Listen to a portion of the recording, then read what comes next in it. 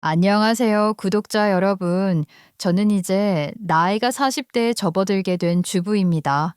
주부로 살면서 억울한 일도 많았고 서러운 일도 많았는데 이 모든 것이 마치 하나의 응어리로 모여져 제 인생을 뒤흔들게 된 것 같아요.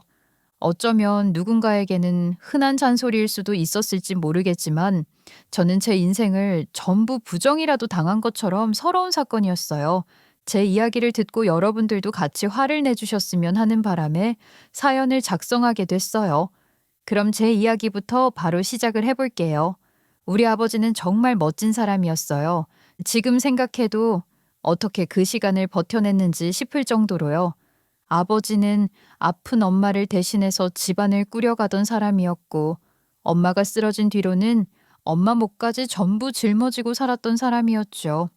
엄마가 쓰러진 건 제가 5살 때였어요. 그날도 별다를 것 없는 하루였죠. 엄마 손을 잡고 동네 놀이터에 갔고 저는 미끄럼틀을 몇 번이나 오르내리며 놀고 있었어요. 그러다 갑자기 엄마가 그대로 옆으로 쓰러졌어요.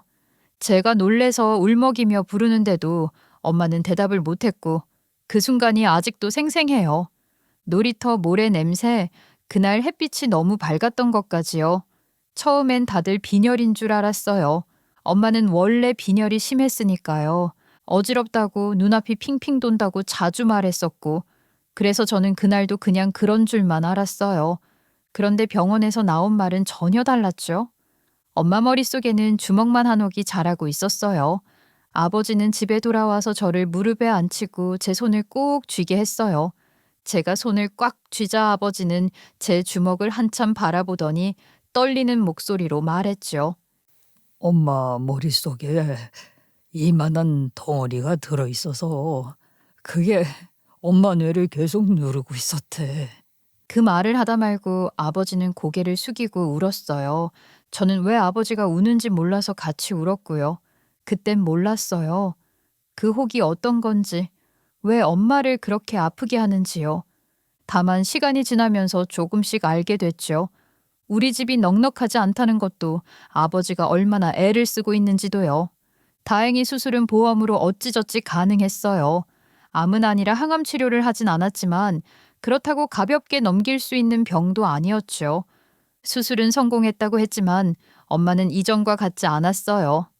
혹이 신경을 눌렀던 탓에 제거를 하고 나서도 후각을 잃었어요. 냄새를 맡지 못하게 된 거죠. 이상하지? 아무 냄새도 안 나. 엄마는 웃으면서 말했지만 그 웃음이 너무 억지 같아서 저는 아무 말도 못했어요. 냄새를 못 맡으니 맛도 잘 느끼지 못했고, 그때부터 엄마가 해주는 밥은 늘 일정하지 않았어요. 어느 날은 너무 짰고, 어느 날은 지나치게 달았고, 또 어떤 날은 시큼했어요. 가끔은 정말 무슨 맛인지 모를 만큼 싱거웠죠. 저는 속으로 인상을 찌푸리면서도 말은 못했어요. 왜냐하면 아버지가 항상 먼저 숟가락을 들고는 말했거든요.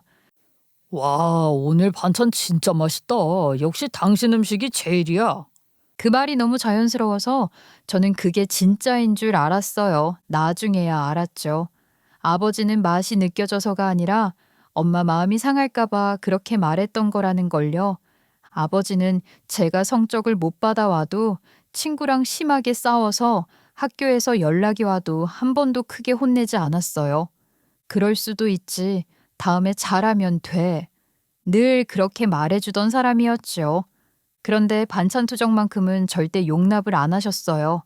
그때만큼은 목소리가 달라졌고 저는 울면서 밥을 먹으면서도 억지로 감사한 마음을 가지려고 애썼어요. 엄마는 늘 제게 미안하다고 했어요. 그 말을 할 때마다 저는 고개를 세차게 저었죠. 엄마는 수술 이후 앉았다가 일어나는 것조차 힘들어했어요. 하루에도 몇 번씩 머리가 핑핑 돈다고 했고 엄마 몸은 눈에 띄게 말라갔어요. 학교에서 부모님을 모시고 오는 날이 있으면 저는 늘 불안했어요. 혹시 엄마가 오시겠다고 하실까 봐요.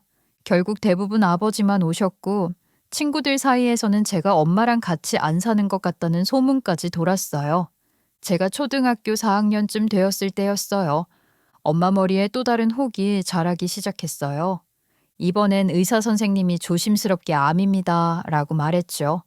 그 말을 듣는 순간 병실 공기가 싸늘해졌던 게 아직도 기억나요. 엄마는 아무 말도 하지 않았고 아버지만 떨리는 목소리로 치료가 가능한 거냐고 물었어요. 그 목소리가 너무 낮아서 저는 차마 얼굴을 볼 수가 없었어요. 치료가 시작되면서 엄마는 점점 달라졌어요. 머리카락이 한 움큼씩 빠져나갔고 잇몸은 시커멓게 변해갔어요. 몸에서는 이전엔 맡아본 적 없는 이상한 냄새가 났고 엄마는 그게 제일 힘들다고 했죠. 엄마가 약 때문인지 모르겠는데 자꾸 이상한 냄새가 나는 것 같아. 그래? 난 모르겠는데. 난 엄마 냄새가 제일 좋아. 엄마가 조심스럽게 물으면 저는 고개를 저었어요. 사실은 낫지만 차마 그렇다고 말할 수가 없었어요. 엄마 몸은 말 그대로 앙상해졌어요. 손목이랑 발목은 너무 가늘어서 한 손으로도 툭 부러질 것 같아 보였죠. 그걸 보면서 저는 너무 못된 생각을 했어요. 솔직히 말하면 조금 징그럽다는 생각이 들었어요. 그러고 나서 혼자 화장실에 가서 울었죠. 그런 생각을 한 제가 너무 싫었거든요. 아빠가 엄마한테 더 잘했어야 했는데. 그 말을 할 때마다 저는 이해가 안 됐어요. 왜 아버지가 미안해해야 하는지요. 아버지는 이미 할 수 있는 건 다 하고 있었으니까요. 엄마가 병원에 들락날락하게 되면서 아버지가 회사를 빠지는 날도 점점 늘어났어요. 자연스럽게 집안은 엉망이 되었고 저는 준비물을 못 챙겨가는 날이 많아졌죠. 왜 준비물을 가져오지 않았냐고 선생님이 물으면 저는 고개만 숙였어요. 집에 가면 아버지가 미안해할까봐 아무 말도 못했고요. 병원비는 감당이 안 될 정도로 쌓여갔어요. 결국 아버지는 퇴직금을 끌어다 쓰기 위해 회사에 사표를 냈어요. 그날 집에 돌아온 아버지는 아무렇지 않은 척 웃으면서 말했죠. 이제 아빠가 집에 더 자주 있겠네. 우리 딸이랑 더 많은 시간을 보낼 수 있겠어. 그 말을 하는 아버지의 눈은 그렁그렁했고 엄마는 고개를 푹 숙였어요. 우리 아버지는 젊었어요. 20살이 되자마자 저를 낳았다고 했죠. 엄마는 아버지보다 6살이 많았고요. 아버지는 저를 책임지기 위해서 엄마를 지키기 위해서 정말 열심히 노력했어요. 그런데 이상하게도 그러면 그럴수록 엄마의 병세는 좋아지지 않았어요. 오히려 점점 더 나빠졌죠. 엄마는 숨을 쉬는 것조차 힘겨워했고 겨우겨우 숨을 내뱉는 소리가 방 안에 가득 찼어요. 그게 제가 초등학교 6학년 때 일이었어요. 병실에서 엄마 손을 잡고 있었는데 엄마 손이 너무 차가워서 저는 계속 문질렀어요. 하지만 엄마의 손은 따뜻해지지 않았어요. 우리 친할머니는 원래 엄마를 마음에 들어 하지 않았다고 들었어요. 나이가 많은 여자랑 결혼을 한다고 그것도 군대도 다녀오지 않은 20살짜리를 꼬셔서 아이를 가졌다며 엄마한테 막말을 퍼부었다고 했죠. 그 뒤로 얼굴도 안 보고 살았다고 했어요. 그런데 엄마가 눈을 감기 직전 할머니는 병실에서 엉엉 울었어요. 그 모습을 보면서 저는 아무 감정이 들지 않았어요. 이해가 되지 않았거든요. 왜 이제 와서 우는지요. 나중에서야 알았어요. 할머니의 눈물은 엄마가 불쌍해서가 아니라 아이랑 덜렁 남겨진 본인 아들이 불쌍해서였다는 걸요. 그걸 깨달았을 때 저는 또 한 번 어른이 된 기분이었어요. 처음 초경을 시작했을 때도 그랬어요. 어느 날 갑자기 생긴 일에 화장실에서 한참을 멍하니 앉아 있었죠. 머릿속이 하얘져서 아무 생각도 안 났어요. 이걸 아버지한테 어떻게 말해야 하는지도 몰랐고 말할 수 있을 것 같지도 않았어요. 그날 집에 와서도 아무 말 못하고 방에만 틀어박혀 있었죠. 사춘기가 와서 여성용 속내의가 필요해졌을 때도 마찬가지였어요. 속내의가 작아진 건 알겠는데 그걸 아버지한테 말하는 건 너무 어려웠어요. 괜히 얼굴이 화끈거리고 입이 떨어지질 않았죠. 감사하게도 담임 선생님께서 많이 도와주셨어요. 그때만 해도 그런 참 선생님들이 참 많았죠. 학교가 끝난 뒤에 저를 교실에 남겨두고 생리대 쓰는 법부터 차근차근 알려주셨어요. 여성용 속내의를 고르는 법도 알려주셨고요. 그 무렵 아버지는 회사를 그만두고 일용직으로 일을 하시다가 몸이 많이 상했어요. 하루 일당을 벌기 위해 여기저기 다니다 보니 허리도 망가지고 손도 늘 갈라져 있었죠. 그러다 어느 날 아버지는 아주 낡은 트럭 하나를 사오셨어요. 아빠, 웬 트럭이야? 이걸로 장사나 한번 해보려고. 젊을 땐 못할 일이 뭐가 있겠냐? 그날 이후 아버지는 만물상이 되었어요. 정말 말 그대로 없는 게 없었죠. 트럭에는 양말부터 시작해서 주방용 가위, 행주, 고무장갑, 하다못해 소쿠리 같은 것까지 빼곡하게 실려 있었어요. 아버지는 이 동네 저 동네를 다니면서 없는 것 빼고 다 있다며 장사를 하셨죠. 회사 다닐 때 아버지는 늘 정장을 빼입고 출근했었어요. 구두도 반짝였고 머리도 말끔했죠. 그 모습이 아직도 기억나요. 그런데 엄마가 돌아가신 이후 아버지는 주머니가 잔뜩 달린 조끼를 입고 이상한 모자까지 쓰고 장사를 하셨어요. 처음 그 모습을 봤을 때 저는 마음이 복잡했어요. 솔직히 말하면 쪽팔렸어요. 지금 생각하면 그런 생각을 했다는 게 너무 부끄럽지만 그땐 친구들 사이에서 놀림이 되는 게 싫었어요. 학교 앞에서 트럭을 몰고 지나가는 아버지를 보면 일부러 고개를 돌렸고 어쩌다 동네 친구들이 너네 아빠 아니야 하고 물으면 심장이 쿵 내려앉았죠. 아버지가 저를 알아보고 반갑게 인사라도 할 때면 저는 정말 쥐구멍에라도 숨고 싶었어요. 괜히 모른 척하고 지나가면서도 마음 한구석이 찌릿했죠. 집에 와서는 아무 말도 못하고 방에만 들어가 있었어요. 어느 날부터 아버지는 우리 동네가 아니라 먼 곳에 가서 장사를 하기 시작했어요. 저는 그게 너무너무 좋았어요. 더 이상 친구들 눈치를 보지 않아도 됐으니까요. 그땐 정말 그렇게만 생각했어요. 하지만 그땐 몰랐죠. 아버지가 저를 배려해서 그랬다는 걸요. 제가 아버지를 쪽팔려 한다는 걸 말 안 해도 다 알고 계셨다는 걸요. 그래서 일부러 멀리로 옮겨가셨다는 걸 나중에서야 알았어요. 그 사실을 떠올리면 가슴이 먹먹해져요. 하염없이 사랑만 주었던 우리 아버지에게 저는 상처만 잔뜩 주었던 것 같거든요. 말 한마디 안 했지만 제 행동 하나하나가 아버지 마음을 다치게 했을 거라는 생각이 들었어요. 그래서 어쩌면 저는 아버지에게 평생 씻지 못할 불효를 저질렀는지도 모르겠어요.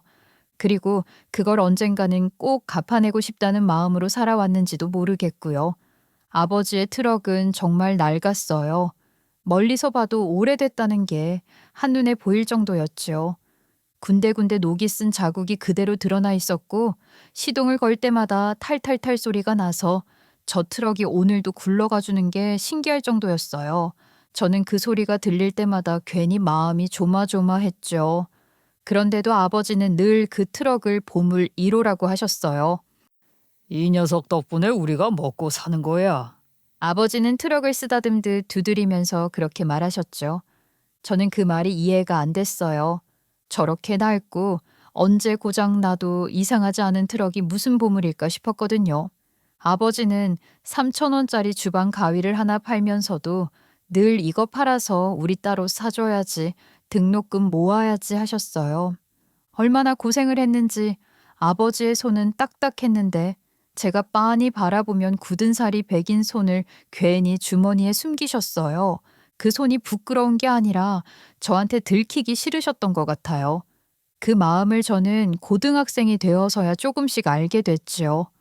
고등학생이 된 저는 공부를 꽤 열심히 하는 편이었어요. 밤늦게까지 책을 붙잡고 있었고 시험 기간이면 잠도 줄였죠. 그런데도 등수는 늘 애매했어요. 학원을 다니는 아이들과 같은 시험을 봐야 했으니까요. 친구들은 문제풀이 요령을 알고 있었고 저는 혼자서 끙끙대며 풀어야 했죠. 그게 너무 서러웠어요. 나도 학원에 다니면서 공부하고 싶어. 학원만 다니면 성적도 더 오를 텐데. 나 잘할 수 있는데. 그 말이 입 밖으로 나오는 순간 눈물이 멈추질 않았죠. 나중에서야 알았지만 앞에서 담담하게 저를 달래주셨던 아버지의 속이 썩어 문드러지는 줄 알았대요. 세월이 더 흐른 뒤에도 그날 그 말이 평생의 한이라고 하시더라고요. 결국 저는 좋은 대학에 갔고 좋은 회사에 입사를 했고 결혼까지 했어요. 남들이 보기엔 다 잘 풀린 인생이었죠. 그런데도 아버지는 가끔 술 한잔 하시면 그 이야기를 꺼내셨어요. 그때 학원 하나 못 보내준 게 너무 속상하다고요. 그래서 결혼을 하고 나서 저는 아버지께 늘 잘 사는 모습만 보여드리고 싶었어요. 괜히 걱정하실까봐 힘든 이야기는 꺼내지도 않았죠. 아버지는 여전히 중고 트럭을 몰고 다니면서 장사를 하셨지만 그 모습이 이제는 더 이상 쪽팔리지 않았어요. 오히려 숨길 일도 아니라고 생각했죠. 사돈은 언제까지 그 장사를 하실 계획이시라니? 저희 아버지는 젊으시잖아요. 힘 닿는 데까지 하시겠죠. 그 장사로 저 대학도 보내주시고 결혼까지 시킨 건데요. 시댁 쪽에서 은근히 깎아내리듯 물었을 때 저는 웃으면서 바로 대답했어요. 그 말을 하면서 저는 조금도 부끄럽지 않았어요. 오히려 자랑스러웠죠. 아버지가 얼마나 치열하게 살아왔는지 제가 누구보다 잘 알고 있었으니까요. 그때 시어머니는 괜히 입을 비죽거리며 고개를 돌리곤 했어요. 시어머니는 나이가 많았어요. 우리 아버지는 저를 20살에 낳았지만 시부모님은 30 후반이 되어서야 겨우 귀한 막둥이 아들을 얻은 분들이었죠. 그래서 연세 차이가 꽤 났어요. 시어머니는 그게 마음에 걸렸는지 아버지 나이 이야기가 나올 때마다 묘하게 표정을 굳히곤 했어요. 그럴 때마다 저는 더 당당해졌어요. 아버지의 낡은 트럭도 녹슨 차체도 탈탈거리는 엔진 소리도 전부 저를 여기까지 데려다 준 삶의 증거라고 생각했거든요. 예전엔 숨고 싶었던 그 모습이 어느 순간부터는 제 인생에서 가장 단단한 뿌리처럼 느껴졌거든요. 결혼을 하고 나면 남편이랑은 크게 부딪힐 일이 없겠지 그런 생각을 했어요. 사실 우리 아버지는 늘 가족을 위해 헌신하는 사람이었고 저는 그런 아버지를 보며 자랐기 때문에 자연스럽게 남편도 그럴 거라고 믿었죠. 가족 앞에서는 묵묵히 자기 몫을 해내고 뒤에서는 아무 말 없이 책임지는 사람일 거라고요. 그런데 그건 정말 제 착각이었어요. 남편은 시댁에는 아낌없이 퍼주는 나무 같은 사람이었어요. 부탁하면 싫은 소리 한 번 안 하고 뭐든 먼저 챙겼죠.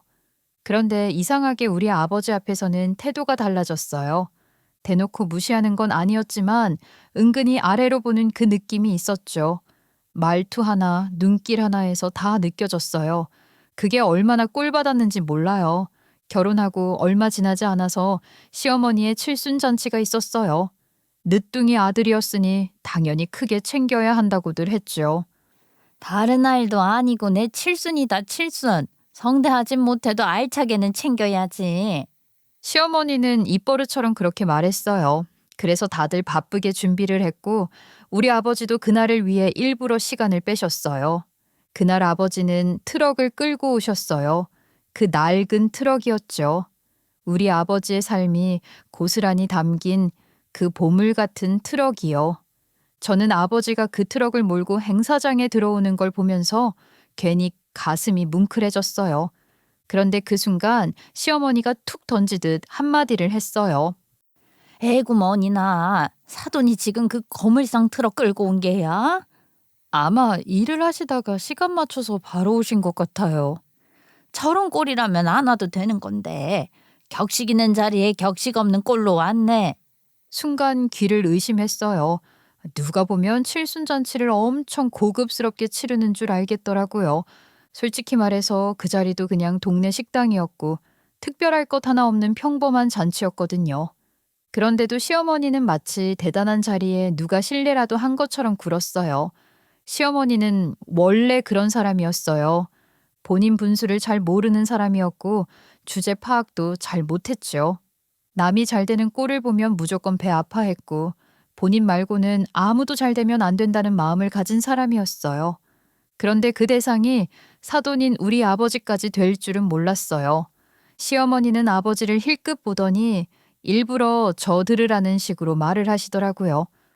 누가 보면 여기에 물건 팔러 온 사람인 줄 알겠네. 그 말을 듣는 순간 진짜 열불이 확 올라왔어요. 얼굴이 화끈거리고 손이 덜덜 떨리더라고요. 저는 결국 그날 남편이랑 크게 싸웠어요.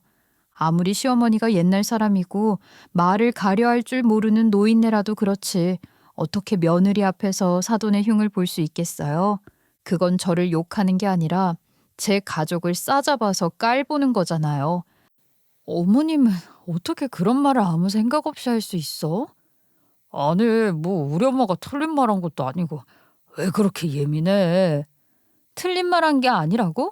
그럼 우리 아버지가 어머님 칠순에 장사를 하러 왔다는 거야? 그게 아니라 장사를 하시다가 온 건 맞잖아.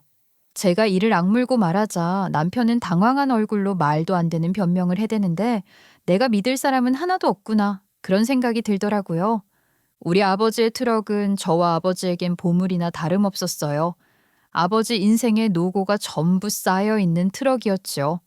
하루하루 장사하며 번 돈, 손에 굳은 살이 배기도록 버텨온 시간이 다 그 안에 있었어요. 그런 사정을 누구보다 잘 아는 사람이 어떻게 그런 말을 할 수 있는지 이해가 안 됐어요. 생각이 없다고밖에 볼 수 없었죠. 그런데 시어머니와의 트러블은 그게 전부가 아니었어요. 결혼하고 나서부터 시어머니는 제 살림에 사사건건 참견을 해댔어요. 그거 당해보신 분들은 이해하실 거예요. 내 살림은 내가 편한 대로 해두는 건데 이게 잘못됐다. 이건 이렇게 해라. 사사건건 간섭하는 게 얼마나 피곤한 건지요. 시어머니 입에서 나오는 말 한마디 한마디가 다 잔소리였고 그게 저한테는 엄청난 스트레스였어요. 처음엔 참고 넘기려고 했어요. 어른이니까 시어머니니까. 그렇게 스스로를 달래봤지만 하루 이틀도 아니고 계속되니까 숨이 막히더라고요. 집에 있어도 마음이 편하지 않았고 전화벨만 울려도 심장이 철렁했어요. 오죽하면 제가 임신을 했을 때 남편한테 시어머니 좀 안 보게 해달라고 빈 적도 있었죠. 그 말이 입 밖으로 나왔을 때 저 스스로도 놀랐어요. 그만큼 이미 한계에 와 있었던 거죠. 그런데도 남편은 제 마음을 제대로 이해하지 못했어요. 우리 엄마가 뭘 그렇게 잘못했어? 다 우리 잘 되라고 하는 말이고 너 편하라고 하는 말인데. 그 말을 들으면서 저는 깨달았어요. 결혼을 하면 자동으로 같은 편이 되는 게 아니라는 걸요.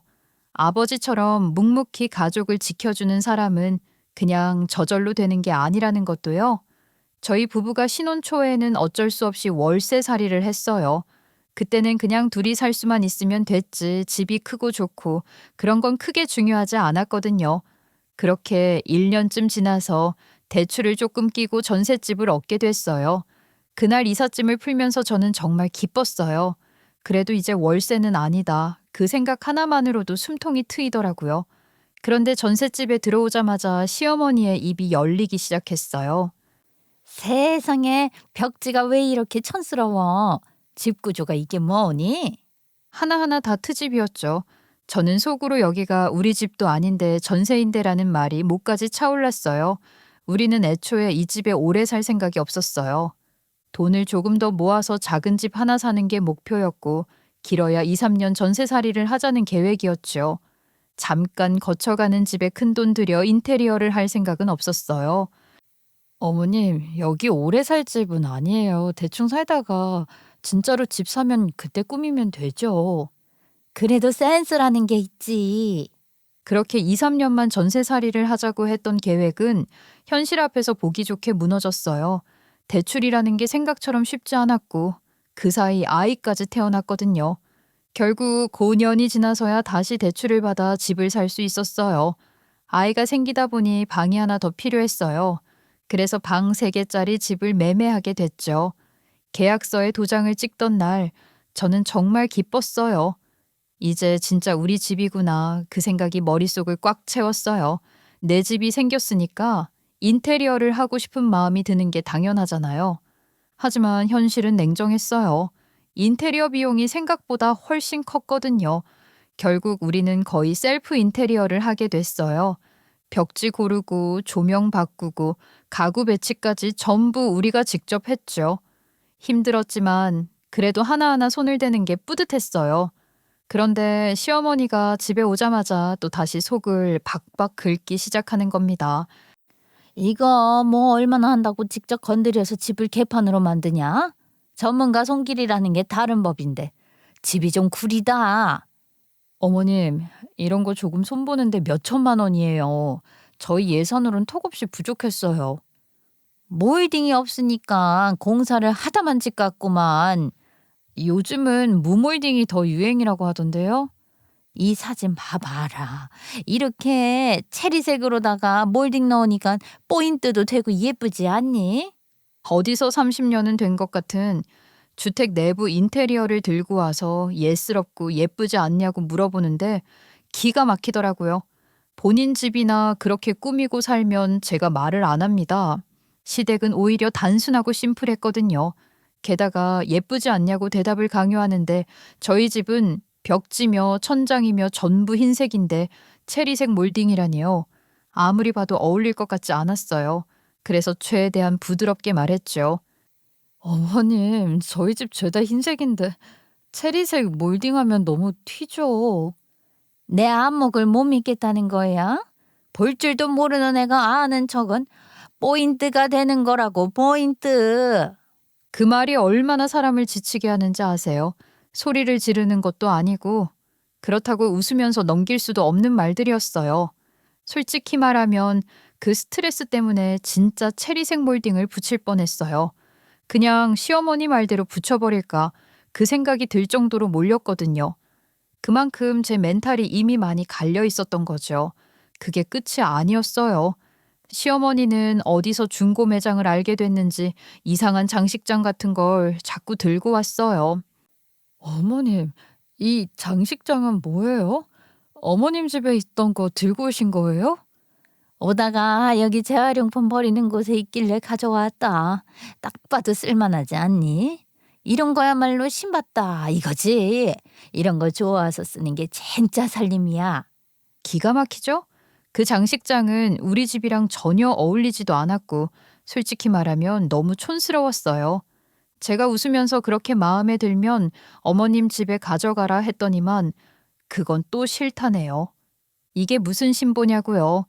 쓰레기를 주워다가 우리 집에 두는 건 오케이고 본인 집에는 못 둔다. 그렇다고 저한테 필요한 장식장도 아니었어요. 이렇게 사람을 미치게 하는 재주가 있었다니까요. 저한테 집은 편해야 할 공간이 아니라 늘 평가받는 장소가 되어버린 게요. 시어머니가 언제 올지 몰라서 괜히 집을 한 번 더 둘러보고 전화만 와도 가슴이 답답해졌어요. 그 모든 게 쌓이고 쌓여서 저는 점점 지쳐가고 있었어요. 정말 활용점정은 따로 있었어요. 나무로 만든 독수리 조각상은 정말 어디서 가지고 온 건지 알 수가 없었거든요. 처음 봤을 때부터 느낌이 딱 왔죠. 제 생각엔 분명 재활용품장에 버려져 있던 걸 들고 온 것 같았어요. 먼지도 그대로였고 여기저기 까진 자국도 많았거든요. 그뿐만이 아니었어요. 스티커 자국이 그대로 남아있는 서랍장이라든가 누가 봐도 오래되고 낡은 장식장 같은 걸 가지고 와서는 이거 너네 집에 딱 어울리지 않냐 하면서 아무렇지도 않게 두라고 하는데 정말 미치겠는 거예요. 어울리긴 뭐가 어울려요. 우리 집 분위기랑은 전혀 상관도 없는 물건들이었지요. 여보, 어머님이 자꾸 어디서 주워오는 쓰레기 때문에 집이 점점 재활용품 판매 매장이 되는 것 같아. 우리 엄마가 우리가 집 샀다고 좋아서 그러나 봐. 우리 생각해서 가지고 온 건데 어쩌겠어. 적당히 두고 쓰다가 버리면 되지. 그 말을 듣는 순간 진짜 남편 주둥이를 꼬매버리고 싶었어요. 시어머니가 옛날 사람이라서 멀쩡한 게 버려져 있으면 아까워서 주워오는 거라느니 다 우리 아껴 쓰라고 하는 행동인데 너무 미워하지 말라느니 말을 참 쉽게 하더라고요. 우리 집에는 정말 잡동사니가 많았어요. 시어머니가 어디서 가지고 온지도 모를 물건들이 하나둘 쌓이면서 집이 점점 집 같지가 않아졌거든요. 결국 남편이랑 조용히 합의를 봤어요. 시어머니가 잊을만 하면 조금씩 버리자고요. 그렇게 나름의 방법으로 스트레스를 줄이면서 살고 있었어요. 솔직히 말하면 그게 최선이었죠. 그러던 어느 날이었어요. 아버지에게서 전화가 왔어요. 오랜만에 점심이나 같이 먹자. 그 말을 듣는 순간 괜히 가슴이 철렁했어요. 우리 아버지는 단나루도 쉬는 날 없이 트럭을 몰고 다니며 장사를 하셨거든요. 점심을 같이 먹자고 먼저 제안하시는 것 자체가 정말 오랜만이었어요. 괜히 마음이 들떠서 약속 장소로 갔어요. 무슨 좋은 일 있나? 그렇게 생각하면서요. 그런데 막상 아버지를 보니까 표정이 별로 좋지 않으셨어요. 얼굴이 많이 지쳐 보였고 눈도 퀭했죠. 아빠, 살 빠졌어? 얼굴이 좀 퀭해진 것 같은데. 오늘은 왜 일도 안 나가고? 에휴, 그게 말이다. 트럭이 고장나서 며칠 동안 일도 못했다. 아버지는 어떻게든 이고지고 다녔던 그 트럭이 완전히 망가졌다고 하셨어요. 수리센터에 갔더니 고쳐서 탈 수준이 아니라 새로 사는 게 낫다면서 폐차를 해야 한다고 했다는 거예요. 가만히 생각해보면 그 트럭을 언제부터 몰았는지도 기억이 잘 나지 않아요. 새 트럭도 아니었고 애초에 중고로 산 트럭이었죠. 아버지가 정말 소중하게 생각하고 조금만 이상해도 바로 고치고 손수 관리했으니까 지금까지 끌 수 있었던 거라고 생각해요. 그 트럭은 그냥 차가 아니었어요. 아버지 인생이었고 저를 키워낸 시간이었고 하루하루 버텨낸 증거였죠. 그걸 폐차해야 한다는 말을 듣는데 제 마음이 덜컥 내려앉았어요. 아버지는 아무렇지 않은 척 웃으면서 이제 나도 좀 쉬어야지라고 하셨지만 저는 그 말이 더 마음 아팠어요. 그 트럭이 없어진다는 건 아버지가 지켜온 한 시대가 끝난다는 것 같았거든요. 그때 저는 생각했어요.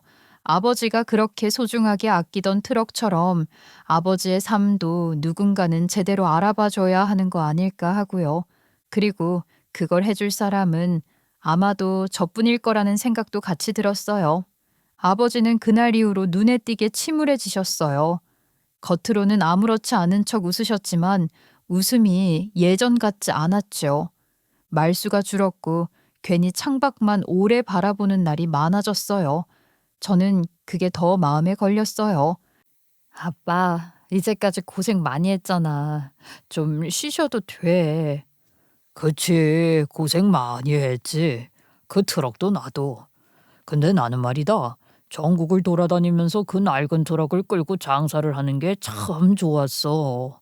사람들을 만나고 이야기를 하고 하는 것이 여행 같았거든.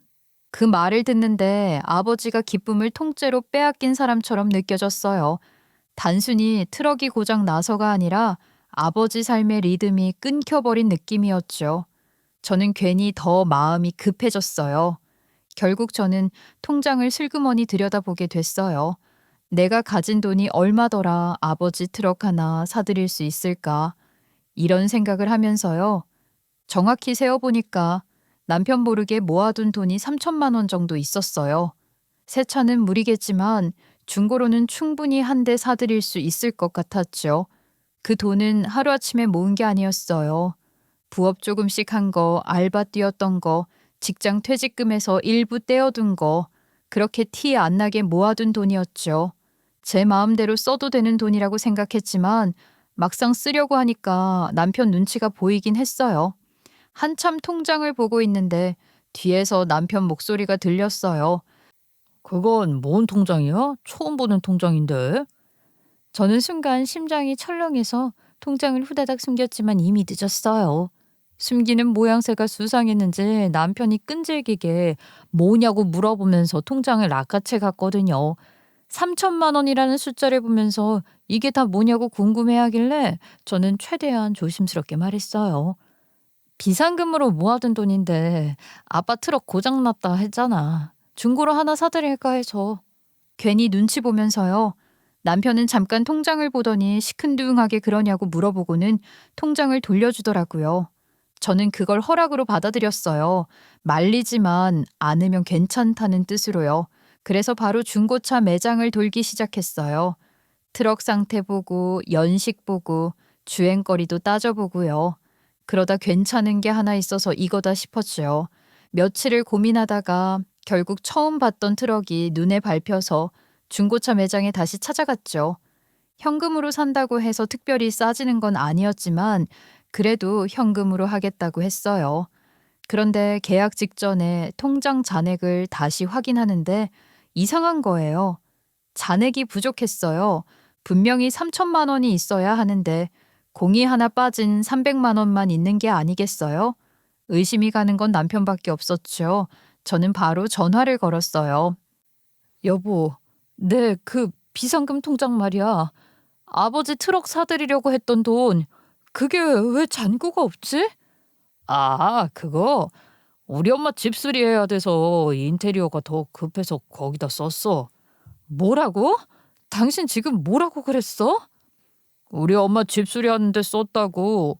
엄마네 집 오래돼서 누수도 장난 아니었잖아. 장인어른은 트럭 없어도 괜찮지만 우리 엄마는 집 없으면 안 되잖아. 아니, 그걸 왜 나한테 말도 없이 써? 내가 분명 우리 아버지 트럭 사드린다고 했잖아.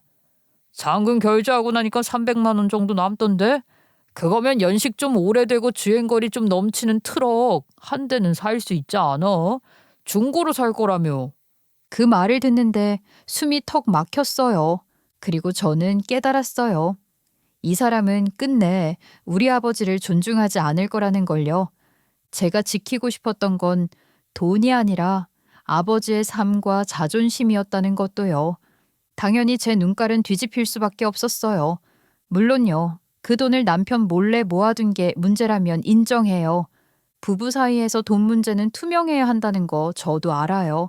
왜 쌈짓돈을 챙겼냐고 화를 냈다면 솔직히 이해했을 거예요. 그런데 이건 전혀 다른 문제 아니겠어요? 그 돈은 제가 하루아침에 만든 돈도 아니었고 도박해서 생긴 돈도 아니었어요. 제가 알뜰하게 아끼고 부업 조금씩 하고 퇴직금 일부 떼어놓으면서 차곡차곡 모아둔 비상금이었어요.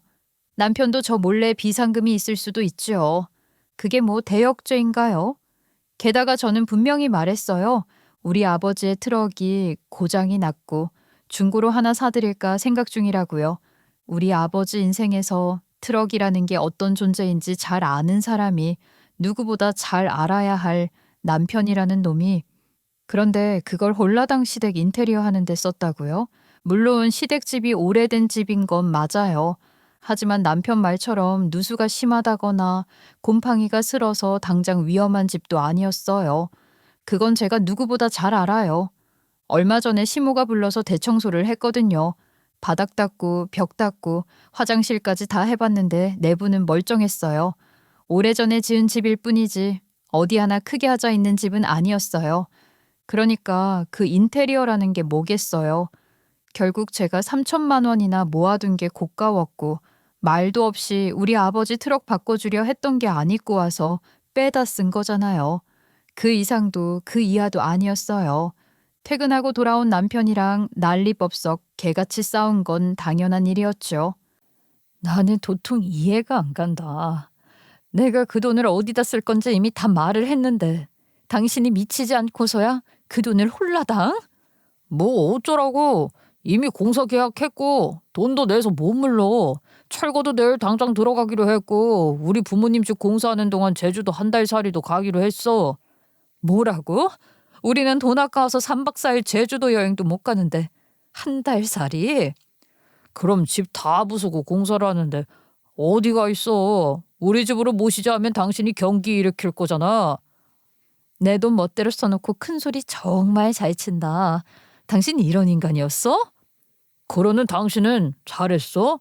어디서 몰래 그렇게 큰 돈을 모은 건데 맨날 생활비 모자라다고 바가지 박박 긁더니 뒤에서 돈 꿍쳐놓은 건 잘한 일이야? 내가 놀기만 했어? 나도 아직 돈 벌어. 이직하면서 받은 퇴직금이랑 모아둔 거야. 그리고 그 퇴직금 받은 거 일부로 시댁에 냉장고 바꿔드린 건 기억 안 나? 나도 최소한의 도리는 다 했다고 생각해. 누가 뭐란데?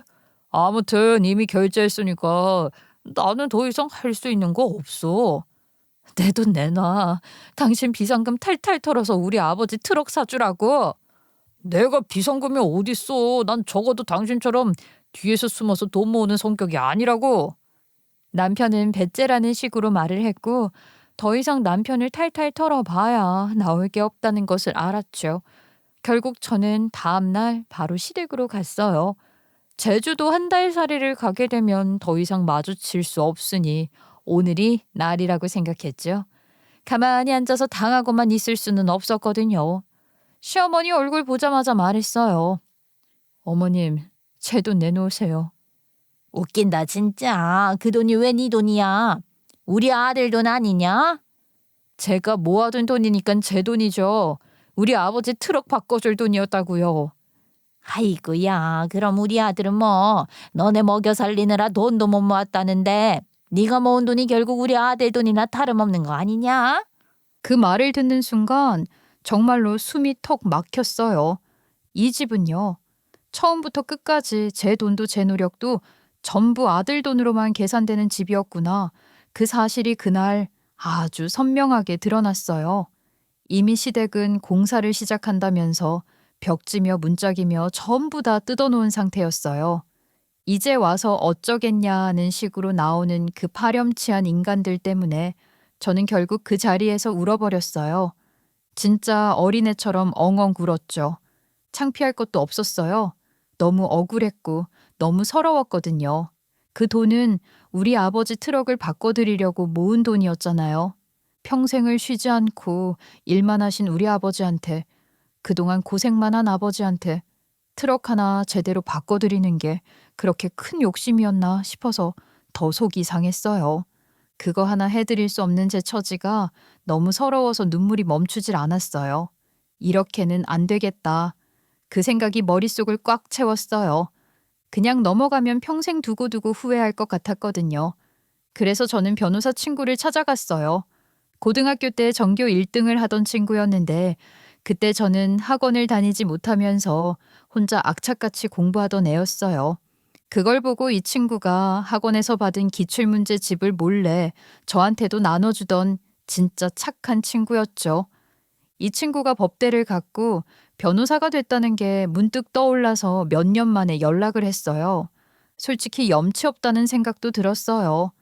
그래도 혹시나 하는 마음으로 연락했는데 친구가 바로 일단 만나자고 하더라고요. 카페에서 마주 앉자마자 저는 그동안 있었던 일을 전부 털어놨어요. 말하다가 또 울컥해서 말을 멈추기도 했죠. 이런 상황인데 내가 뭘 할 수 있을까? 할 수 있는 거야 많지. 당연히 법적으로 문제돼. 부부이고 가족 관계인데도 그게 법적으로 문제가 돼? 통장이 네 단독 명의로 되어 있는 거 아니야? 아무리 남편이라고 해도 말이야, 그 돈을 관리하거나 사용을 할 수 있는 권한은 없어. 동의 없이 쓴 부분이라면 처벌이 가능해. 나는 몰랐어. 이래서 전문가한테 물어보라는 거구나. 실제 사례도 있고 민사로 손해배상 청구 가능하고 3천만 원 중에서 실제로 사용한 금액 전부 청구할 수 있어. 여기에 정신적 손해배상도 같이. 친구는 아주 차분하게 하나하나 짚어줬어요. 똑똑한 친구를 두었던 게 이렇게 도움이 되더라고요. 얼마나 든든하던지 배째라던 남편놈의 얼굴에 똥칠을 할 수 있을 것 같았죠.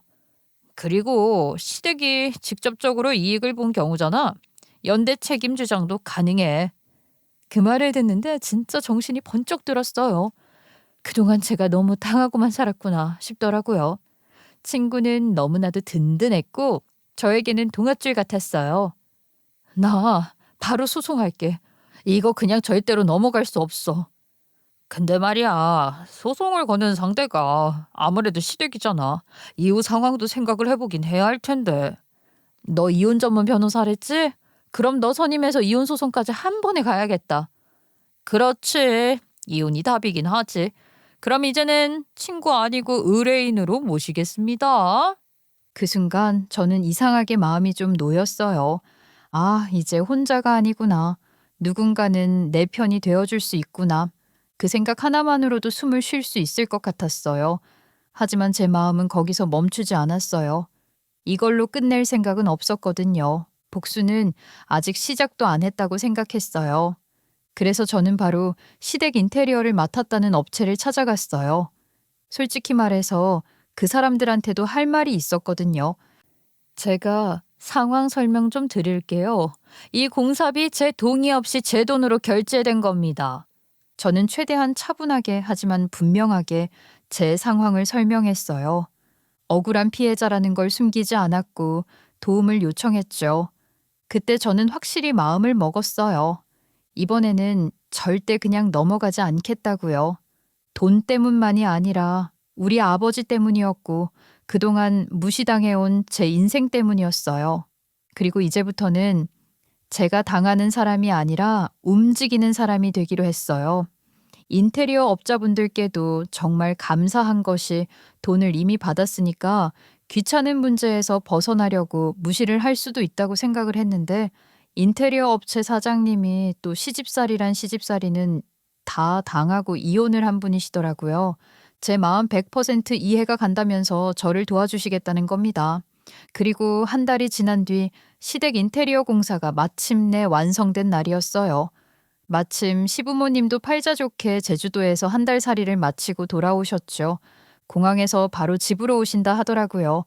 저는 그 소식을 듣고도 아무 말하지 않고 바로 시댁으로 마중을 나갔죠.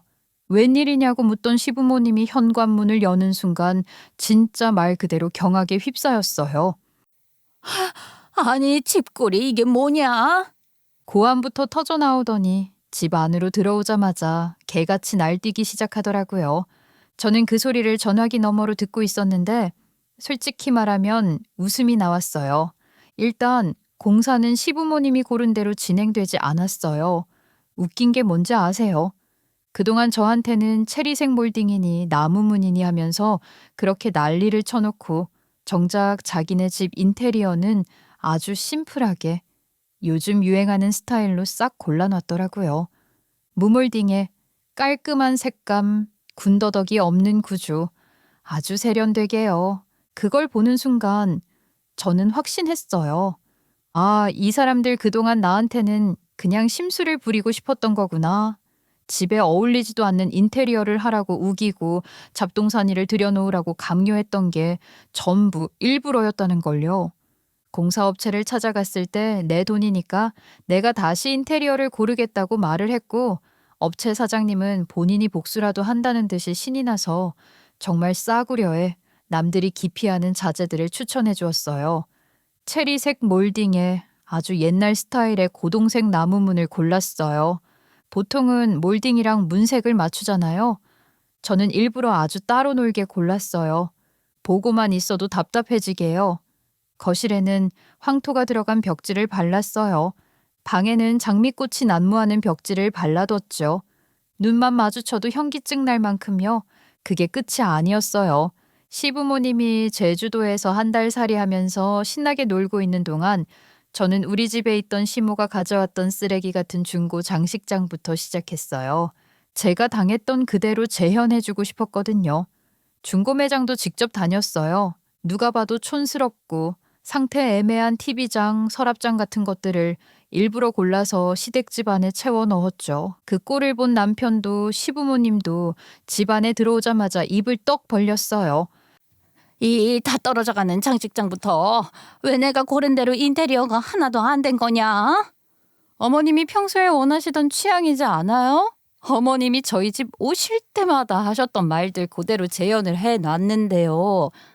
인테리어 업체가 계약 위반한 거 아니냐? 집을 아주 쓰레기장으로 만들어놨네. 싹 고소를 해버리던가 해야지. 왜요? 어머님이 저한테 추천해 주신 것들이라 제가 일부러 바꾼 건데요. 뭐라고? 네가 직접 가서 바꿨다고?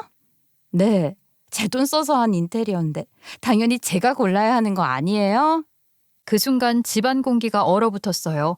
말을 잇지 못하는 시모 얼굴을 보면서 저는 처음으로 속이 시원해졌어요. 그동안 제가 느꼈던 답답함, 억울함, 분노를 전부 한 번에 돌려준 기분이었거든요.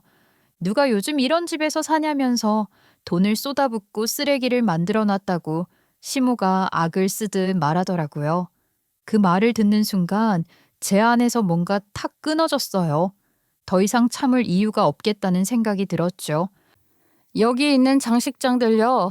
어머님은 기억도 못 하시는 것 같지만 전부 어머님이 쓰레기장에서 주워다가 우리 집에 가져다 주신 것들이에요. 내가 너희 쓰라고 주워다 준 그것들이라고? 네, 이 서랍장도요. 어머님이 몇 년은 더 쓸 수 있을 만큼 튼튼하다고 하셨잖아요. 그제야 시모가 이마를 짚더니 휘청거리더라고요. 뒤로 넘어가려고 해서 솔직히 순간 놀라긴 했어요. 그런데 그보다 제 마음이 훨씬 더 차가워졌어요. 저는 이때다 싶어서 가방에서 미리 준비해둔 서류를 꺼냈어요. 소송장 2개였어요. 하나는 민사소송장, 하나는 이혼 소송장이었죠. 그 두 장을 그대로 남편 손 위에 올려두었어요. 남편 얼굴이 순식간에 하얘지더니 기절초풍할 것 같은 표정을 하더라고요. 민사소송이 이혼소송? 이게 지금 뭐 하는 짓이야? 다른 것도 아니고 평생 트럭 몰고 장사하면서 나 먹여 살린 우리 아버지를 위해서 쓰려고 모아둔 돈이었어. 그런데 그걸 고작 이런 인테리어 하겠다고 써버리는데 내가 어디까지 참고 넘어가야 해? 이혼하자. 이혼? 지금 이혼이라고 했어? 그 말이 나오자마자 시부모님도 동시에 기절 초풍하더라고요. 시모는 목소리가 갈라졌고 시부는 믿을 수 없다는 얼굴이었어요. 그럼 이 정도도 예상 못하고 제 돈을 멋대로 쓰신 거예요? 아니 고작 돈 3천만 원 때문에 이혼을 하자는 게 말이나 되는 소리야. 요즘 것들은 기본이 안 되어 있어. 그럼 그 고작인 돈 돌려주세요. 나한테 3천만 원이 있었으면 내 돈으로 인테리어 했지. 그리고 집꼬라지가 이런데 무슨 3천만 원을 돌려줘. 인테리어만 제대로 됐어도 생각은 해보겠는데 집안 꼴이 이래서 못 주겠다. 아주 당당하게 말하더라고요. 저는 웃음이 나왔어요. 세상에 수많은 신이 있다지만 제 앞에도 있더라고요. 병신. 저는 법대로 하자고 당당하게 말을 했고 남편을 향해서 소송 준비나 잘 하라고 했죠. 그 말이 떨어지자마자 남편이 시무 쪽으로 돌아서더니 소리를 질렀어요. 엄마, 진짜 아들 이혼시키려고 그러는 거야? 미안하다고 대충 달래면 될걸. 대충 달래친다고 될 것 같았으면 내가 소송을 했겠니, 이 병신아? 남편 얼굴은 완전히 개차반이 되어 있었고 집 안 분위기는 말 그대로 난장판이었어요. 그날 저는 확실히 느꼈어요. 이 집에서는요. 제가 아무리 참아도 아무리 설명해도 제 돈도 제 인생도 제 아버지도 전부 가볍게 취급될 뿐이라는 걸요. 그래서 저는 더 이상 망설이지 않았어요. 이미 내민 소송장을 다시 거둘 생각도 없었고 이 싸움을 중간에 끝낼 마음도 없었어요.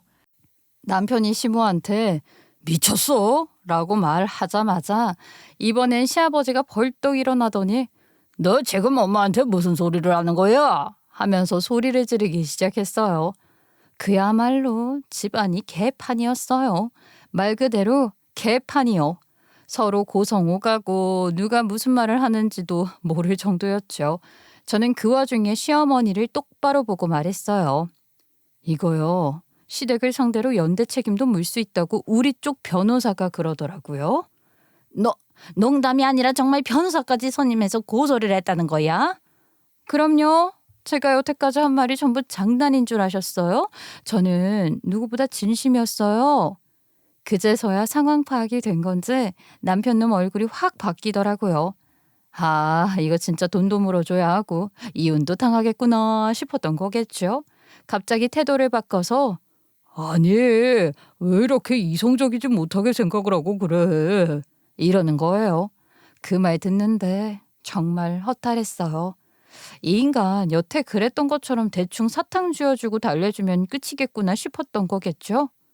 나 여태까지 이성적이지 않았던 적 없어. 내가 지금 이런 취급을 받으면서 너랑 살아야 할 이유를 못 찾겠어. 부부의 연을 맺었으면 좋든 싫든 평생 가는 거 아니야? 그래서 그 연 내가 끊겠다는 거야. 아이고 며느리가 우리 집안 꼴을 다 망쳐놓네. 어머님이 먼저 시작하신 거잖아요. 그 말이 떨어지자 신기하게도 다들 아무 말도 못했어요. 시아버지도 시어머니도 남편도요. 그날 집안에서 그렇게 시끄럽던 사람들이 그 말 한마디에 전부 입을 다물더라고요.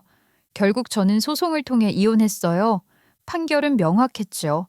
시댁은 제 돈 3천만 원 전액을 배상하라는 판결을 받았고 남편은 재산 분할에서도 불리하게 작용했어요. 혼인 파탄 책임까지 인정됐죠. 남편은 마지막 발악처럼 친권이랑 양육권을 포기할 수 없다고 재차 소송을 걸었어요. 하지만 그 부분 역시 제가 이겼어요. 그동안의 정황, 경제적 책임, 양육 환경까지 전부 고려됐고요. 저는 결국 모든 부분에서 승소했어요. 유능한 제 친구 덕분이었죠. 판결이 나오자마자 시댁은 법정이자까지 붙여서 제 돈을 갚게 됐어요. 그 돈을 통장에 다시 확인했을 때 이상하게도 기쁘기보다는 마음이 조용해졌어요. 아, 진짜 끝났구나 싶더라고요. 재산분할로 받은 돈까지 보태서 저는 결국 중고가 아닌 새 트럭으로 우리 아버지 트럭을 하나 뽑아드렸어요. 키를 건네드리자 아버지가 한참을 말없이 트럭만 쓰다듬으시더라고요. 이제 새 차로 뽑아줬으니까 고장 없이 아빠 가고 싶은 곳 마음껏 누비면서 장사해. 알았지? 남편 놈은 이혼 판결이 나오고 나서야 땅을 치고 후회했다는 소식을 전해 들었어요. 주변 사람들한테 제가 너무 독했다느니 이렇게까지 할 줄 몰랐다느니 말하고 다녔다더라고요. 시어머니는 동네에서 인테리어 이야기만 나오면 얼굴이 굳는다 하고 동네 사람들한테 집 자랑도 못한다고 그런대요. 웃기죠. 솔직히 그 이후 근황엔 별 관심도 없었어요. 저는 지금요, 아주 조용하게 잘 살고 있어요. 불필요한 연락은 전부 차단했고 없는 사람처럼 지내요. 아침에 눈 뜨면 괜히 마음이 편하고 집에 들어와도 숨이 막히지 않아요. 돌아보면요, 이건 단순한 이혼 이야기가 아니라 제가 저 자신을 지켜낸 이야기였던 것 같아요. 그리고 그 시작은 평생 트럭에서 장사하며 저를 키워준 우리 아버지를 지키고 싶었던 마음이었고요. 제 이야기 끝까지 들어주셔서 감사합니다.